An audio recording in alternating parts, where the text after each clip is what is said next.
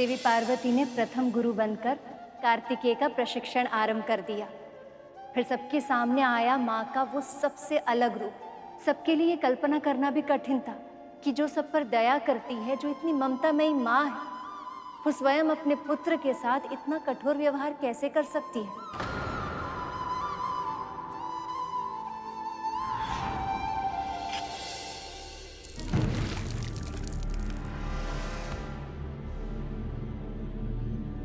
समय हो गया।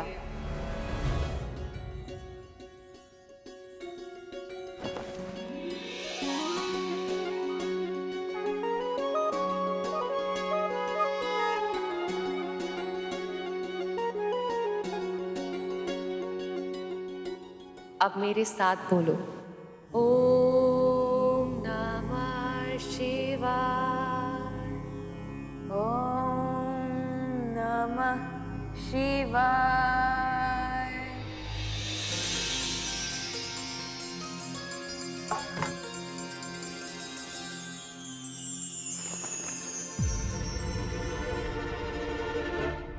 खाओ। मैंने तो सोचा था कि इतने परिश्रम के पश्चात माँ मुझे स्वादिष्ट भोजन खिलाएंगे,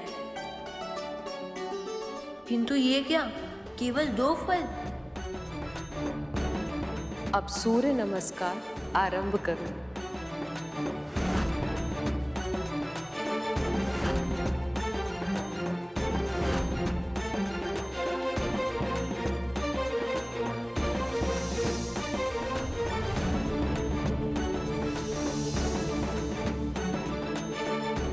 हाथ सीधा होना चाहिए, दृष्टि सतर्क, पांव दृढ़ता के साथ जमीन पर खड़े होने चाहिए, पर तीव्र गति से संचालन के लिए सदैव तैयार।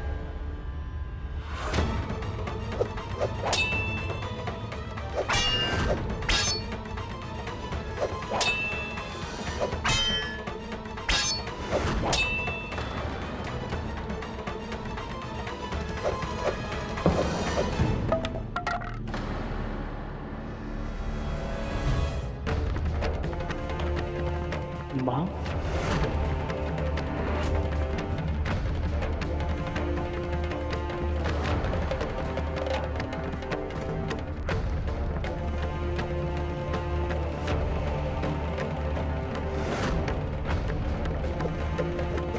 नजर सामने कार्तिकेय। अब लिखो ओम।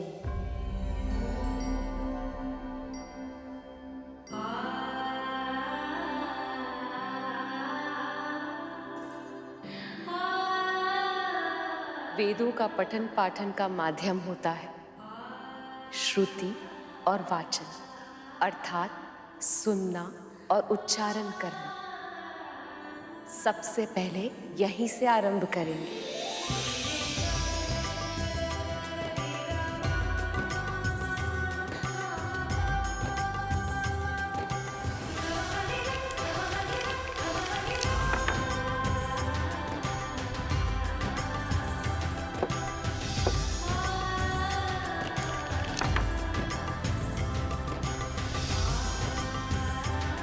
कार्तिकेय, संसार में कुछ भी इतना सरल नहीं होता जितना दिखाई देता है। इस साधारण से खेल में भी तुम्हें योजना बनानी होगी। अपने प्रतिद्वंदी को मानसिक चक्रव्यूह में उलझाना होगा। उसे लगना चाहिए कि तुम्हारी अगली चाल ये है, परंतु उसके अनुमान के बिल्कुल विपरीत पहले से और भी अधिक प्रभावी वार करना होगा।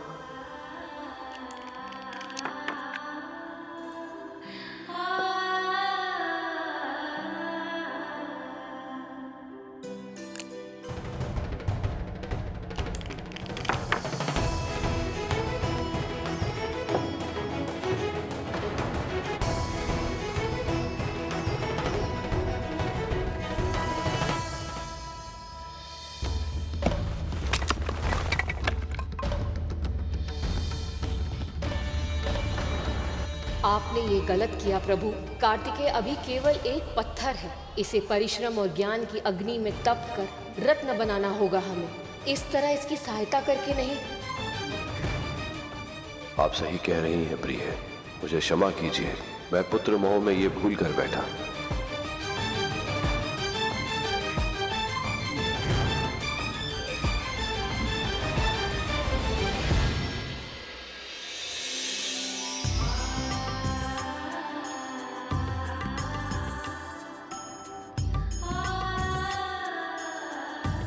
जानती हूँ पुत्र, बहुत कड़ा श्रम करवा रही हूँ तुमसे, पर विवश हो। अपना उद्देश्य पूरा करने के लिए तुम्हें बहुत दृढ़ नींव की आवश्यकता है।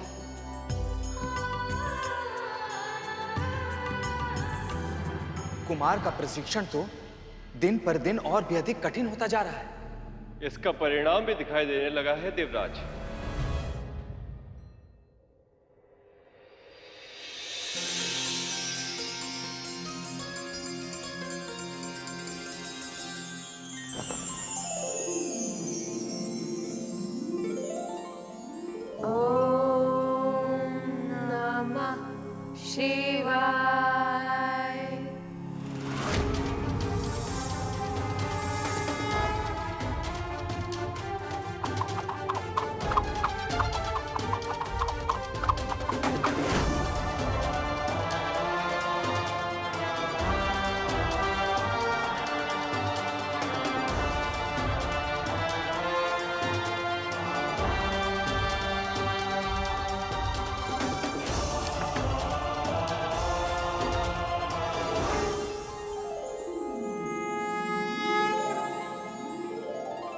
अब तुम्हारी शिक्षा का दूसरा चरण प्रारंभ होगा पुत्र।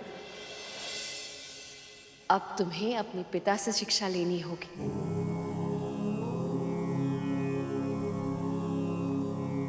तुम्हारी मां से तुम्हें व्यवहारिक और सांसारिक ज्ञान प्राप्त हुआ है पुत्र, अब मैं तुम्हें आत्मिक ज्ञान से अवगत कराऊंगा।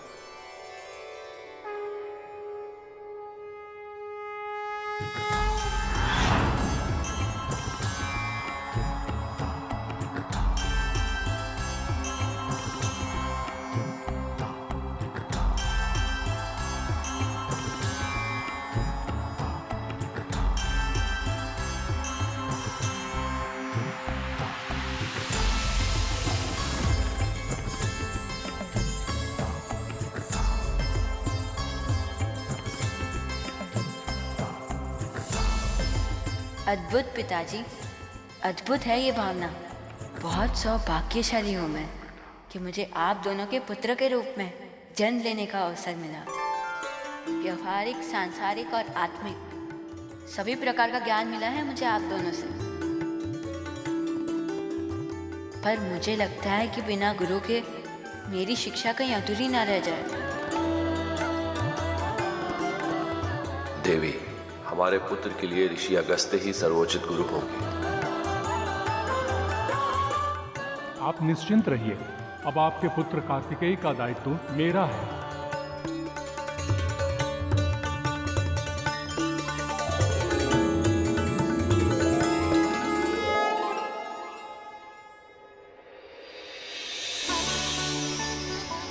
कलारी पयाट्ट, मल्लखंभ और अन्य युद्ध कलाओं में प्रवीणता आवश्यक है, किंतु इन शारीरिक तकनीकों के साथ साथ तुम्हें युद्ध नीति भी सीखना आवश्यक है। जी गुरुदेव।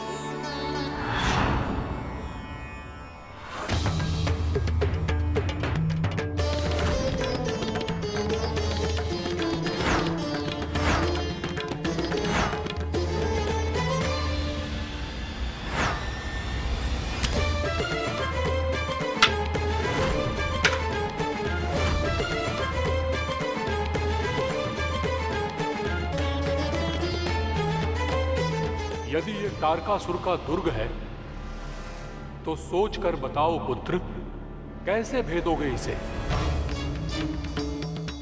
कैसे पराजित करोगे तारकासुर को?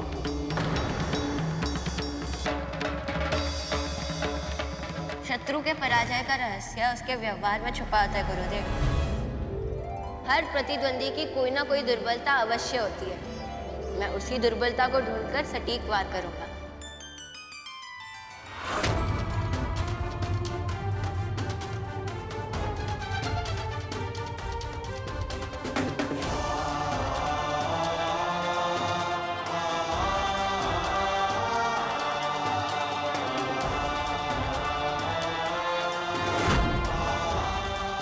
ये एकमात्र मार्ग है दुर्ग के भीतर से बाहर शस्त्र पहुंचाने का।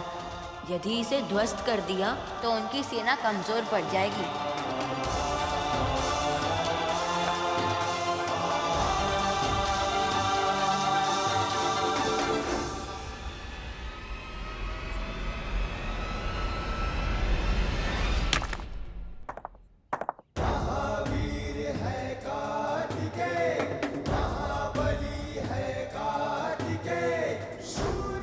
अब तुम्हारी शिक्षा पूर्ण हुई पुत्र।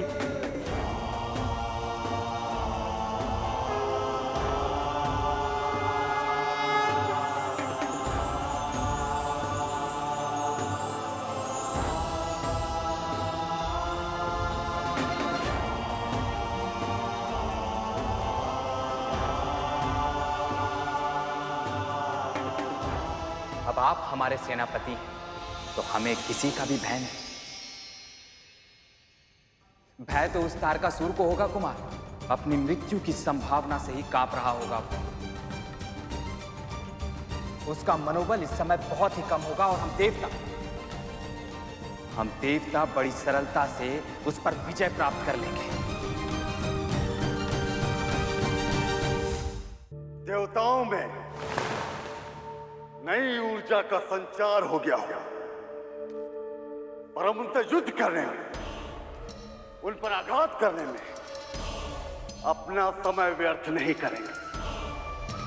सीधे उस बालक पर आक्रमण करेंगे हम। यदि उस बालक का वध हो गया तो फिर मुझे मारने वाला कोई नहीं बचेगा। और वैसे भी उस बालक के पास युद्ध का कोई अनुभव नहीं है।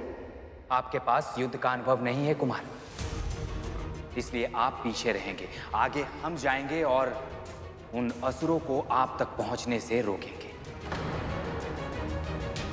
वो निश्चित ही हमें रोकने में अपना सारा बल लगा देंगे, और हमें उन्हें रोकना नहीं है, अपने निकट और निकट आने देना है उन्हें, ताकि वो सब स्वयं मेरे माया जाल में फंस जाए। और एक बार सारे देवता अलग हो गए तो फिर वो बालक अकेला कुछ नहीं कर पाएगा।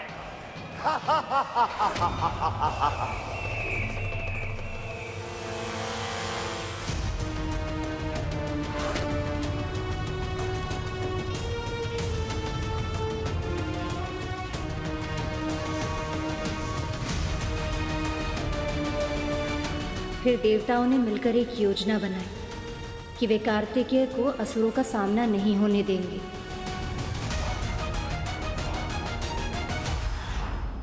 ये कितनी बड़ी विडंबना है ना माँ। वर्षों तक देवता कार्तिकेय जी के जन्म की प्रतीक्षा कर रहे थे ताकि तारकासुर को मारा जा सके, और अब वही उन्हें युद्ध करने से रोकना चाहते थे। यही तो माया की शक्ति है सुपन, जिसकी जननी स्वयं श्री माता ही। प्राणी कब माया जाल में फंस जाता है उसे पता ही नहीं चलता।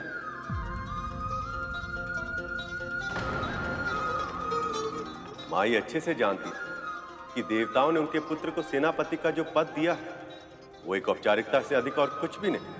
देवताओं को यह विश्वास नहीं था कि कार्तिकेय उन्हें युद्ध जिता सकते हैं, इसलिए उचित अवसर आने पर कार्तिकेय के लिए यह आवश्यक था कि वह उनका विश्वास अर्जित कर सके, अपनी क्षमता से, अपनी योग्यता से।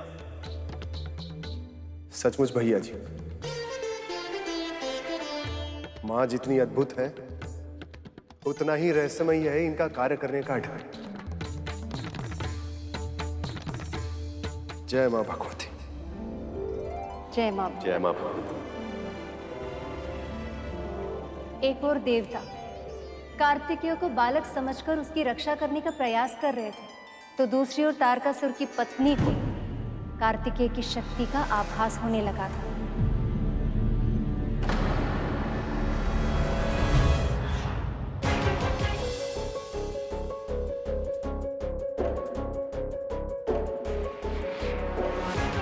माँ, आज मेरे पति के साथ मेरे पुत्र भी इस युद्ध में भाग लेने जा रहे हैं। कृपया मेरे परिवार की रक्षा।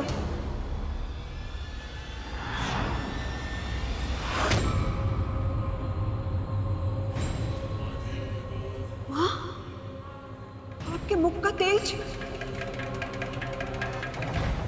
ये तो अशुभ संकेत है। इसका क्या अर्थ हो सकता है माँ? इतना समय क्यों लग रहा है तुम्हें?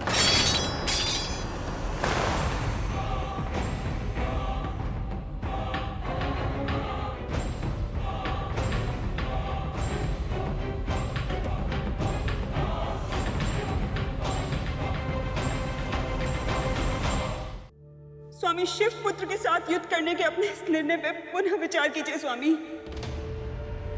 माँ के मुख से तेज का अचानक चले जाना, पूजा से पहले शस्त्रों का भूमि पर गिर जाना, ये सब अशुभ का संकेत है स्वामी। अशुभ नहीं, मूर्खता है। तुम्हारा घबरा जाना, हड़बड़ा जाना तुम्हारे स्वभाव के अवगुण है और कुछ नहीं है। आज बड़े बड़े ऋषि महर्षि देवताओं के स्थान पर आज मेरी पूजा करते हैं। ये सब मैंने अपनी वीरता से प्राप्त किया है। और तुम चाहती कि तुम्हारी हड़बड़ाहट को अशुभ का संकेत समझकर तिनके के समान उस बालक से भयभीत होकर ये सम्मान, ये राजपाट, ये ऐश्वर्य सब कुछ त्याग दूं? कभी नहीं। उस बालक से हार मानना तो दूर, उससे युद्ध करना भी मेरे लिए व्यर्थ। मेरे सामने वो एक कांटे से अधिक और कुछ नहीं, और उस कांटे का सामना करने के लिए तो मेरा छोटा पुत्र ताराक्ष ही पर्याप्त है। अवश्य पिताजी, उस कांटे को तो एक चुटकी में तोड़ के फेंक दूंगा मैं।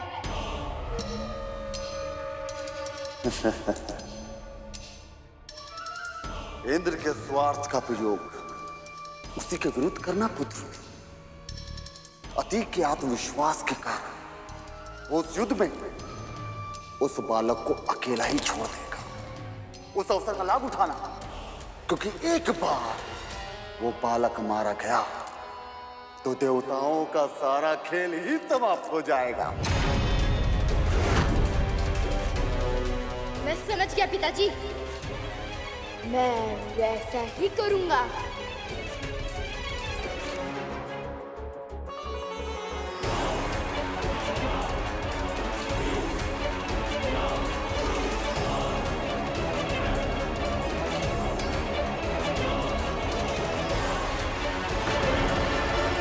एक और तारकासुर का छोटा पुत्र अपने पिता के आज्ञा से कार्तिकेय का अंत करने निकल पड़ा था, तो दूसरी ओर कार्तिकेय इस युद्ध को अपनी योग्यता सिद्ध करने का अवसर मान पूर्ण वीरता से असुरों का सामना करने प्रस्तुत था।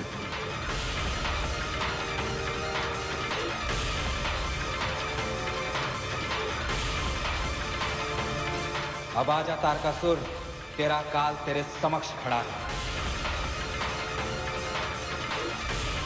आजा इंद्र, तेरी मृत्यु तेरी प्रतीक्षा कर रही है। शिव पुत्र तो क्या, स्वयं शिव भी मेरा कुछ अहित नहीं कर सकते।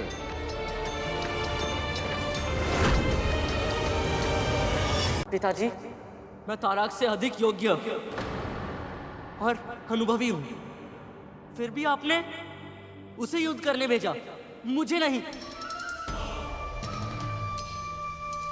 क्योंकि वो तो केवल एक प्रिय पुत्र है, और तुम मेरे उत्तराधिकारी हो विदुरमाली, और तुम्हारे प्राणों को संकट में नहीं डाल सकता मैं।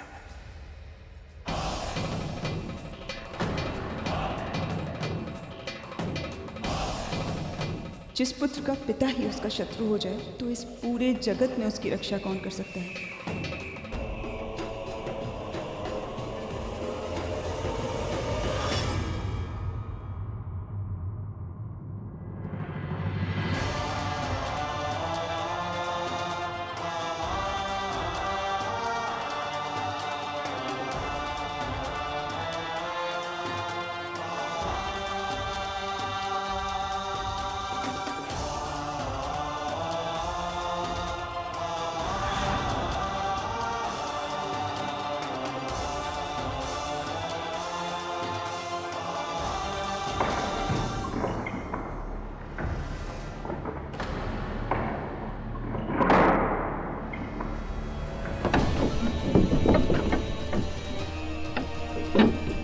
दुर्ग का द्वार खुल रहा है, सावधान।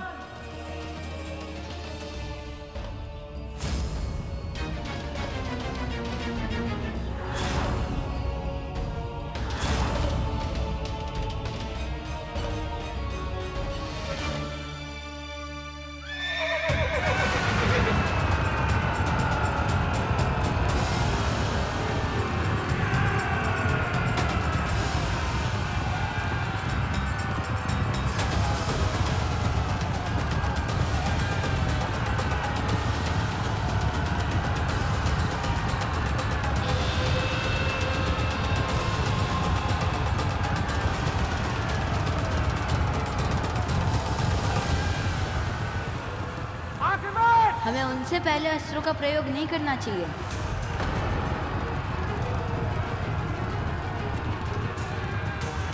नीति कहती है यदि युद्ध से पहले संधि की तनिक भी संभावना हो तो उसे एक अवसर अवश्य देना चाहिए। अच्छा ही हुआ कि हमने कुमार को पीछे रखा है। कुमार बालक है, असुरों के साथ युद्ध का अनुभव नहीं है उन्हें। कुमार को असुरों की दुष्टता का आभास नहीं है। संधि के बारे में तो सोच भी नहीं सकते वो।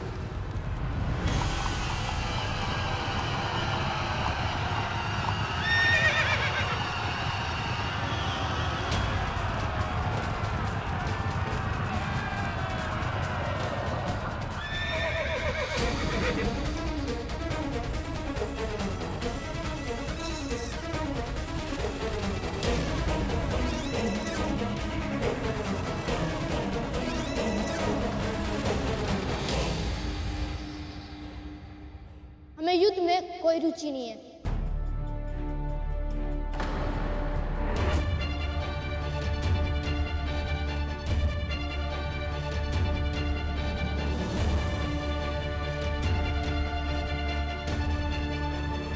आपने सही सुना। हम असुर मानते हैं कि युद्ध की आवश्यकता नहीं है। आप स्वर्ग चाहते ना देवराज? हम संधि के लिए तैयार हैं।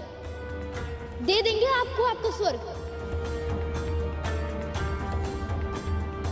और देवताओं, सभी असुरों की ओर से मैं ये वचन भी देता हूं कि भविष्य में हम सबको शांति से जीने देंगे। बस एक शर्त है हमारी।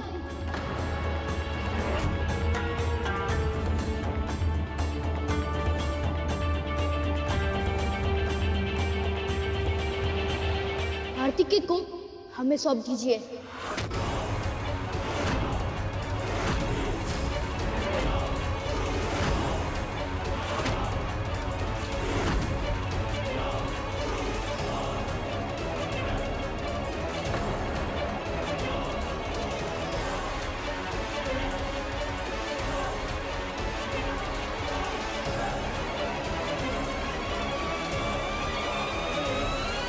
तारकासुर तो कुछ अधिक ही चतुराई दिखाने का प्रयास कर रहा है। देवताओं की सेना अपने सेनापति को शत्रु के हाथ में सौंप देगी, इसकी कल्पना करना मूर्खता है।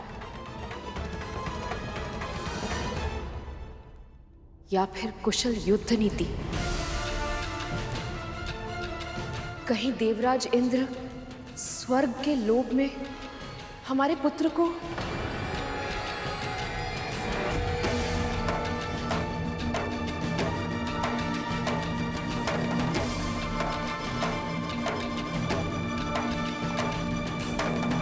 स्वर्ग के लिए तुम्हें कुमार को सौंपते हैं? प्रस्ताव बुरा तो नहीं है।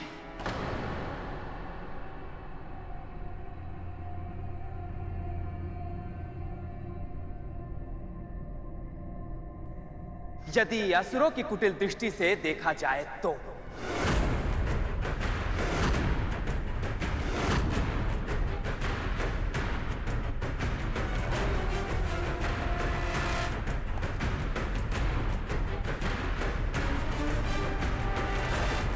कितनी आसानी से तुम भूल गए कि कुमार हमारे सेनापति हैं। देव सेना का गौरव है ये। तुम असुरों से तो ऐसी ही मूर्खता की आशा थी।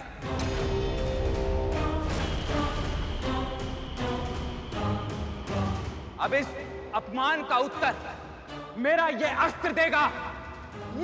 रुकिए, इतने क्रोधित मत होइए देवराज।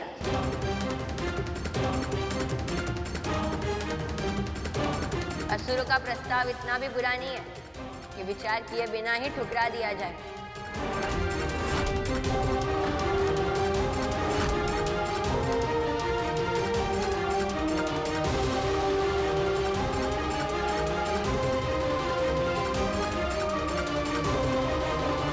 जब तारकासुर स्वयं अपने काल को अपने पास बुला रहा है तो मैं क्यों ना चले ही जाऊं।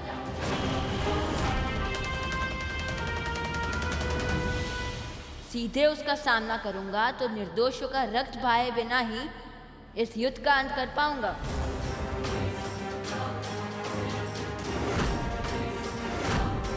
क्या चल रहा है कार्तिकेय के मस्तिष्क में? ये आप क्या कह रहे हैं कुमार? हम यहां समर्पण करने नहीं, युद्ध करने आए। और वैसे भी हम आपको इतने संकट के मुख में नहीं भेज सकते। आप तारकासुर का सामना अकेले नहीं कर पाएंगे कुमार।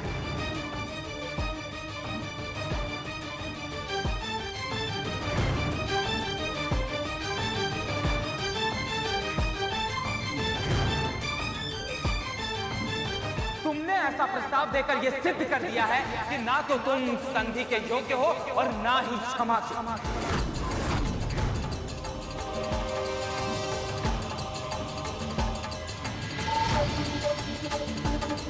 देवताओं का कोप सहने के लिए तैयार हो जाओ। आक्रमण! आप यहीं प्रतीक्षा कीजिए कुमार। सेना की एक टुकड़ी सेनापति की रक्षा करेगी, बाकी सब मेरे पीछे आए।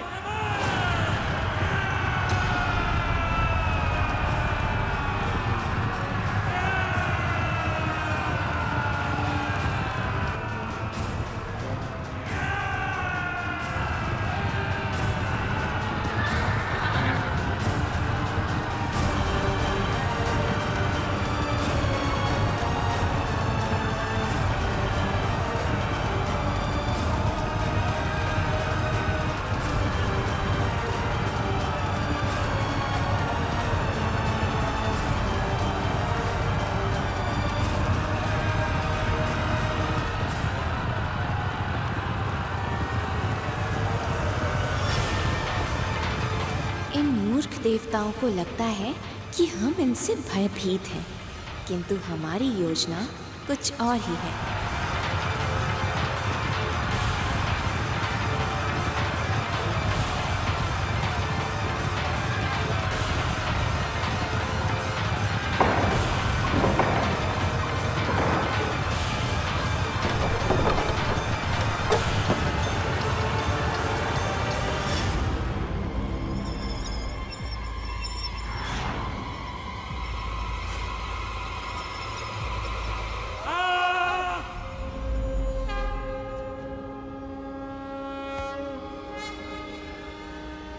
देवताओं, दुर्ग द्वार को भेदने में हम सफल रहे। अब विजय निश्चित है। महल की ओर बढ़ो।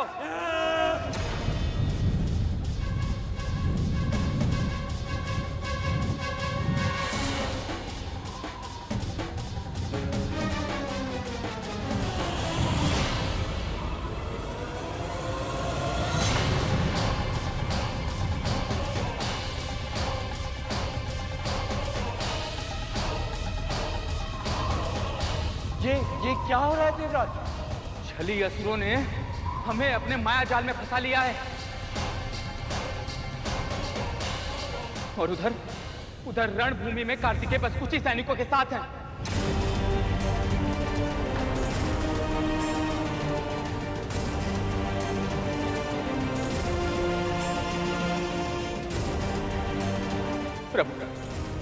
प्रभु अब क्या होगा? प्रभु अब क्या होगा?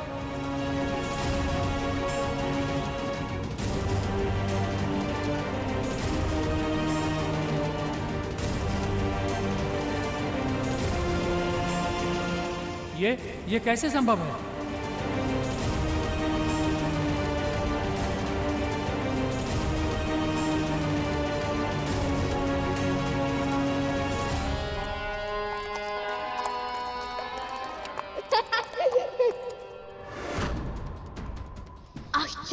है? आंखों के सामने इतना विशाल दुर्ग लुप्त हो गया।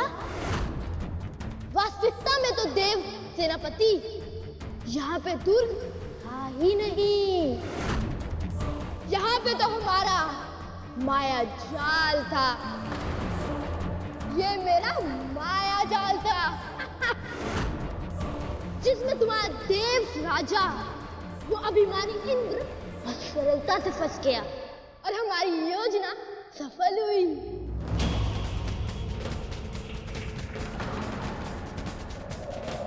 अब अपने आप को समर्पण कर दो कार्तिकेय, क्योंकि तुम्हें बचाने वाला कोई नहीं है।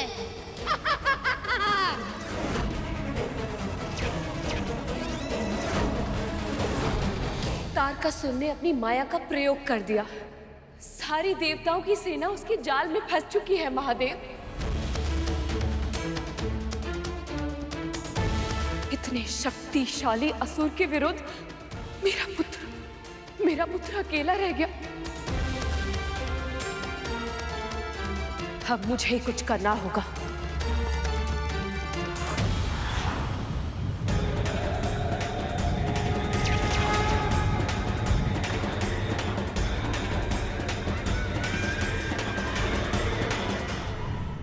ये आप क्या कर रही हैं देवी? वही जो एक माँ को करना चाहिए, अपने पुत्र की रक्षा।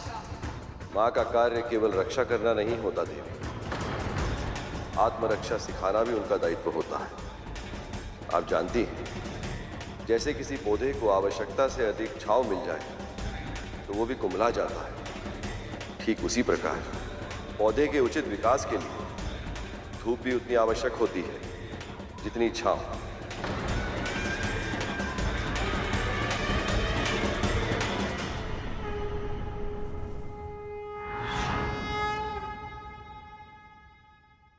देवी, अपने पुत्र और अपनी शिक्षा पे विश्वास रखिए।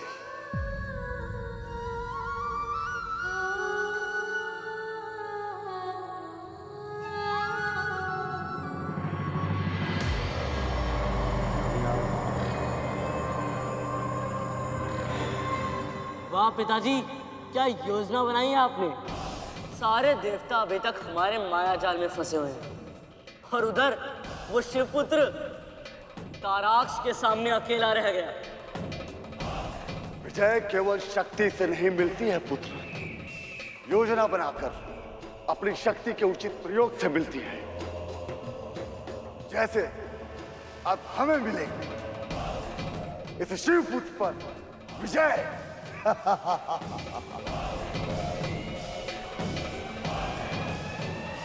स्वामी का इतना अधिक अहंकार मेरे मन में भय क्यों उत्पन्न कर रहा है? क्या हुआ सेनापति कार्तिकेय? अपने रक्षक देवताओं को बंदी देखकर मन घबरा रहा है? चिंता मत करो, युद्ध में किसी निर्दोष का रक्त बहे उसके पक्ष में मैं भी नहीं हूं। इसलिए यदि मुझसे भय ना लग रहा तो आओ, केवल हम दोनों एक दूसरे का सामना करते हैं और अपने बाहुबल से इस युद्ध का परिणाम निश्चित कर ले।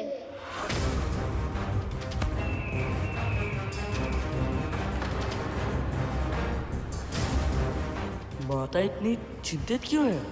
सेना का कार्य अपनी सेनापति की रक्षा करना नहीं होता, विपक्षी सेना से युद्ध करना होता है।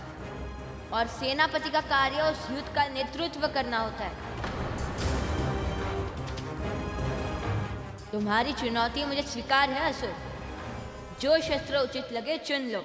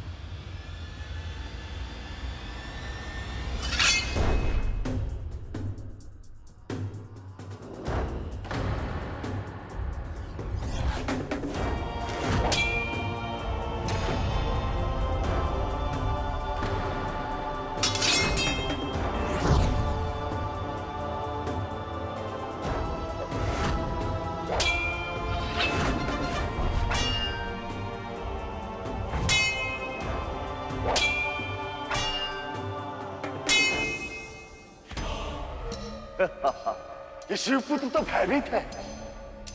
आक्रमण करने का स्थान पर ताराक्ष के प्रहारों से बचने का प्रयास कर रहा है। ताराक्ष के सभी प्रहार व्यर्थ जा रहे हैं।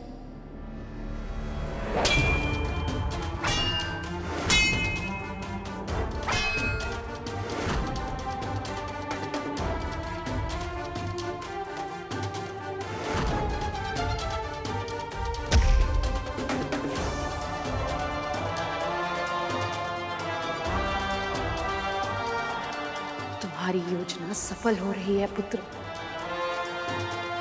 असुर थक रहा है। अचानक प्रहार करो और समाप्त कर दो इस युद्ध को। अचानक प्रहार करो और समाप्त कर दो इस युद्ध को। समाप्त कर दो इस युद्ध को।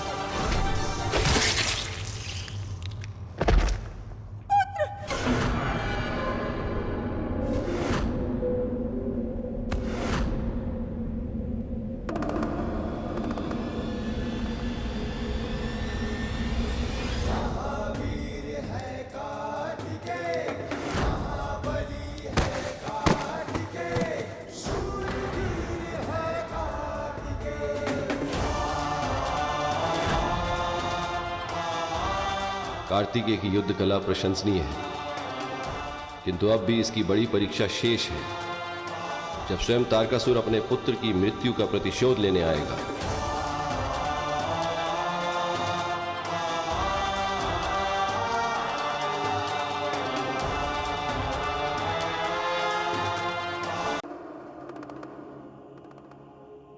अब आप ठीक हैं देवी? महादेव, संकट अभी पूरी तरह से समाप्त नहीं हुआ है। देवराज और उसकी सेना अभी भी फंसी हुई है। मुझे संदेह है कि तारकासुर अब और भी अधिक तीव्रता से आक्रमण करेगा।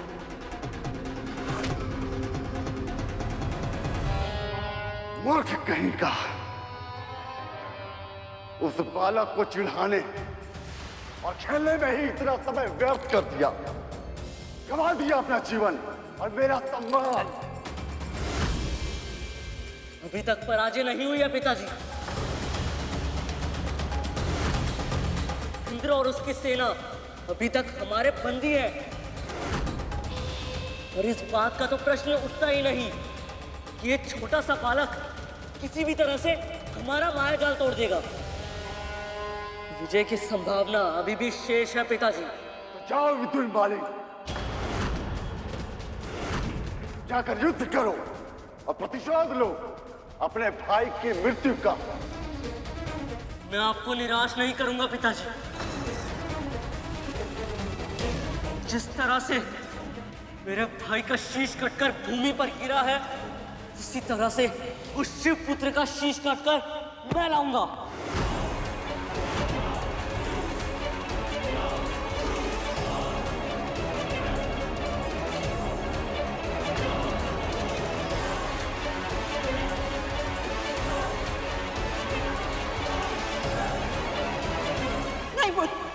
नहीं, शिव पुत्र से युद्ध मत करो। कहीं ऐसा ना हो पार्वती के स्थान पर मेरी कोख सुनी हो जाए। प्रोत्साहित करने के स्थान पर हतोत्साहित मत करिए माँ। हटो मेरे मार्ग से। स्वामी, ये आपका उत्तराधिकारी है स्वामी। आप इसके प्राणों को संकट में कैसे डाल सकते हैं? जब उसके और मेरे प्राणों में से किसी एक के प्राणों पर संकट आना ही है, तो उसके प्राण क्या बुरे हैं? तुम्हें तो अनेक पुत्र मिल जाएंगे, पर पति परमेश्वर तो बस एक ही होता है ना।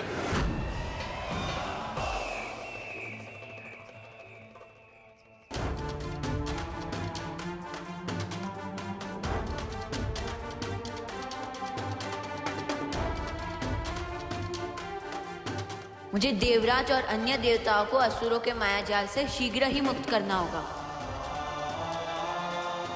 अब हम क्या करें सेनापति? सेना के बिना तारकासुर से युद्ध कैसे करेंगे हम?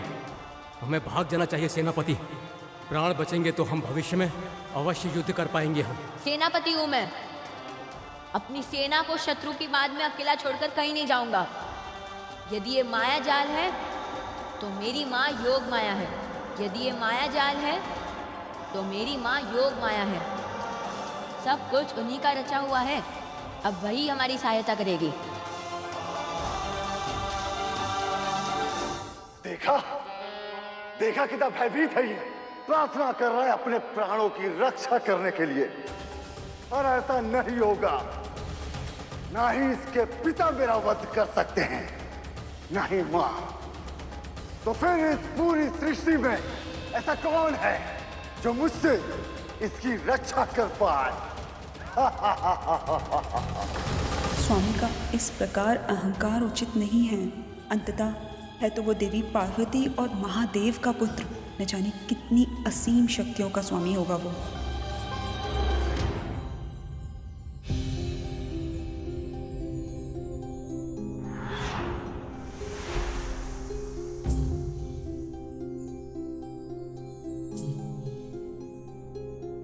माँ, मुझे कोई आभास तक नहीं है कि मैं असुरों के इस महाभीषण मायाजाल को कैसे तोड़ूं, कैसे रक्षा करूं मेरे सेना की। किसी भी माया जाल की आत्मा क्या होती है पुत्र, जानते हो? कल्पना की शक्ति। कल्पना से ही माया मूर्त रूप लेती है और उसी से दृढ़ होती है। अपने भीतर के ज्ञान का प्रयोग करो कार्तिकेय, फिर संसार के किसी भी माया को भेदने में सफल होगे।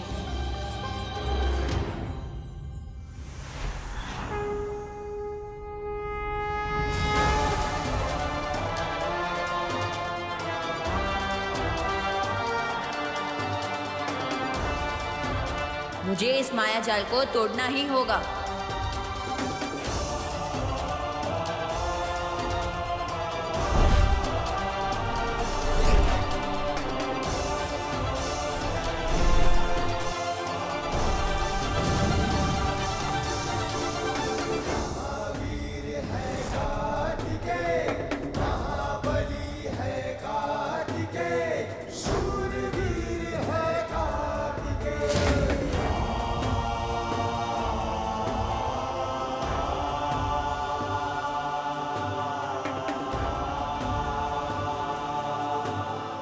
कार्तिकेय, आपने असुरों का माया जाल तोड़ दिया, हमें बचा लिया आपने। आपकी जय हो। सेनापति की जय, सेनापति की जय, सेनापति की, सेनापति की। ये जयकार मेरी नहीं, आपकी है माँ।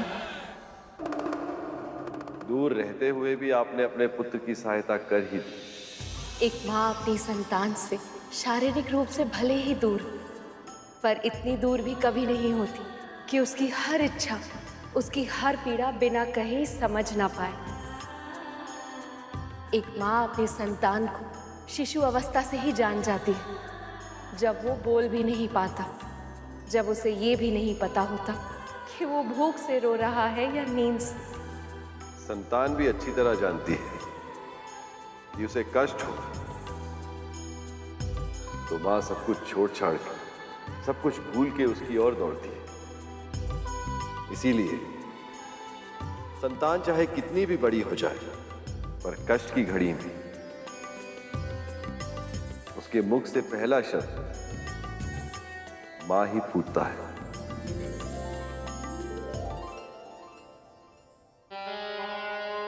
कैसे कैसे तोड़ा गया ये माया जाल? कैसे? अब तो आपको विश्वास हो गया स्वामी कि कोई साधारण बालक नहीं है। मैंने आपसे पहले ही कहा था शस्त्रों का गिरना अशुभ संकेत है। मूर्ख स्त्री, अशुभ तो तू है। तू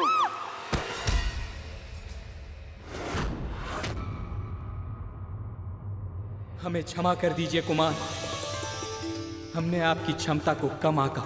हाँ कुमार, हम जानते थे कि आप तारकासुर का वध करने में सक्षम हैं, फिर भी हमने आपकी योग्यता पे विश्वास नहीं किया। हमें क्षमा कर दीजिए।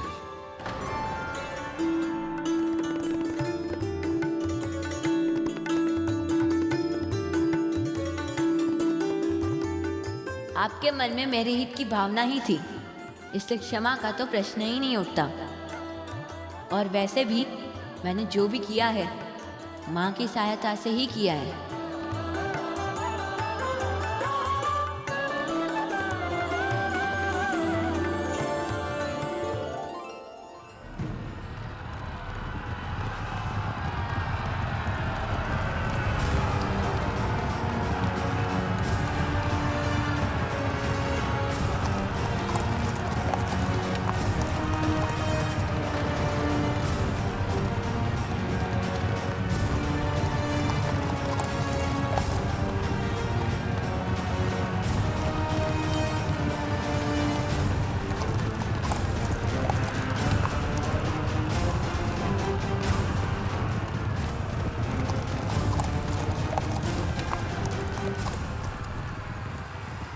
जो भूल मैंने पहले की थी वो अब नहीं करेंगे कुमार। इस युद्ध का नेतृत्व आप कीजिए।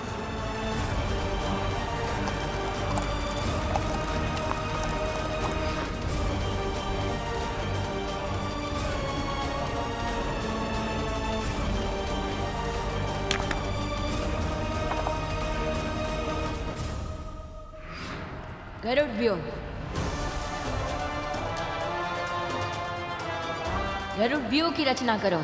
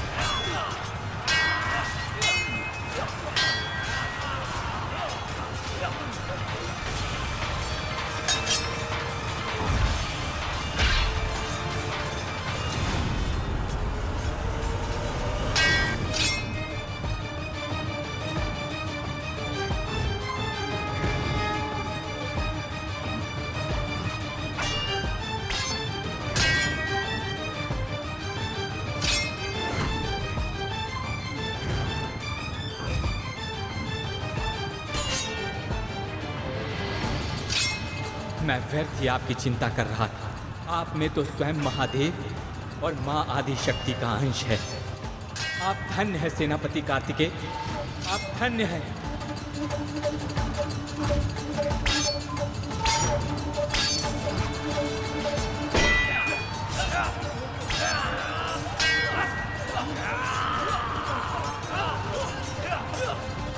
जिसे स्वयं शक्ति ने प्रशिक्षण दिया, उसका इतनी वीरता से युद्ध करना तो स्वाभाविक ही है।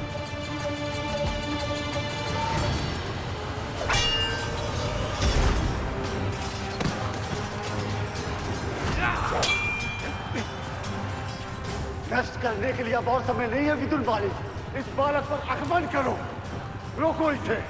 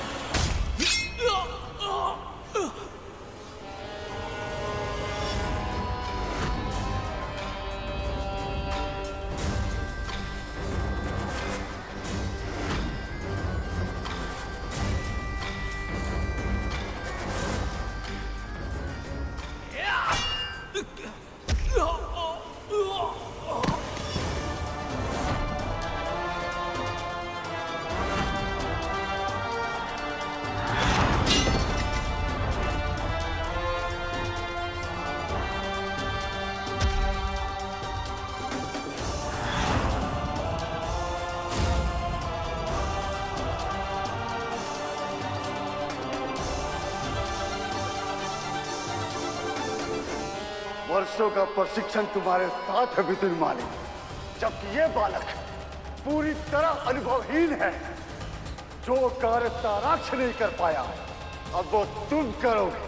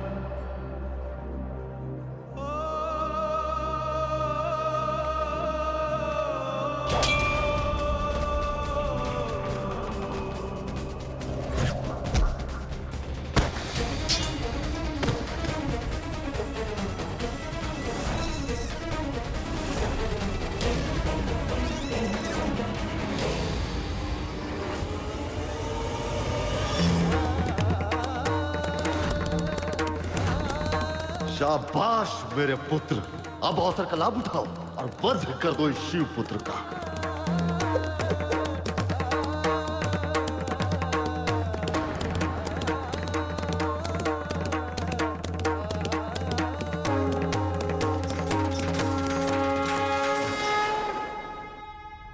देवी,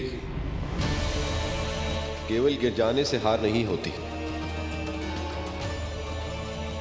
उसे स्वयं ही उठने दीजिए।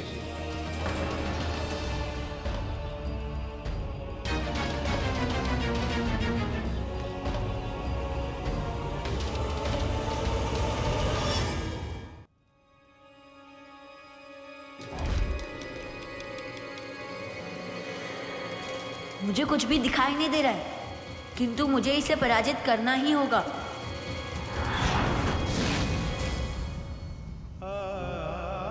पराजय मन में हार मानने से ही होती है पुत्र। यदि तन में क्षमता है और मन में इच्छा है तो विजय की संभावना शेष है। पर मैं कुछ भी नहीं देख पा रहा माँ, इससे मैं कैसे युद्ध करूं ऐसे? सीमा तन की होती है परंतु मन असीमित होता है कार्तिकेय। अपने मन की आंखें खोलो पुत्र।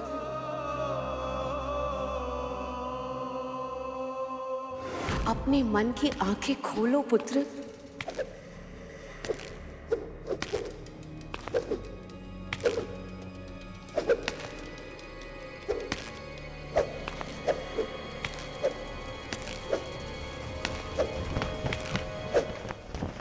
मुझे ध्वज की ध्वनि सुनाई दे रही है।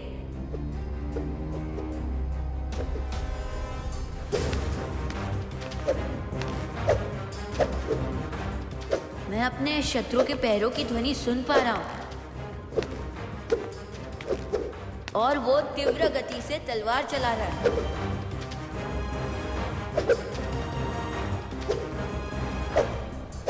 मुझे ध्वज के पास पहुंचना होगा ताकि मैं उसे अपना शस्त्र बना सकूं।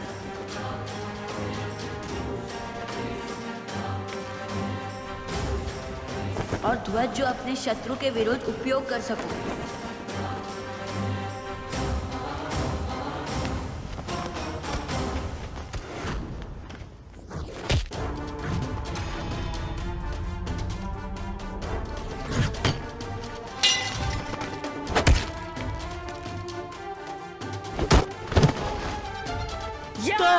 दया दया कीजिए गौरी शंकर सूत।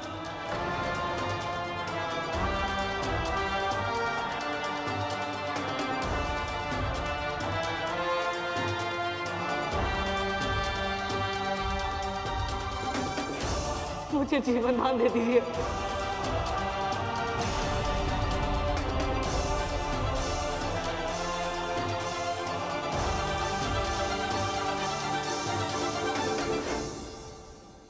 व्यक्तित्व की वास्तविक परीक्षा तब होती है देवी जब चुनाव करना कठिन हो। इसे स्वयं निर्णय लेने दीजिए।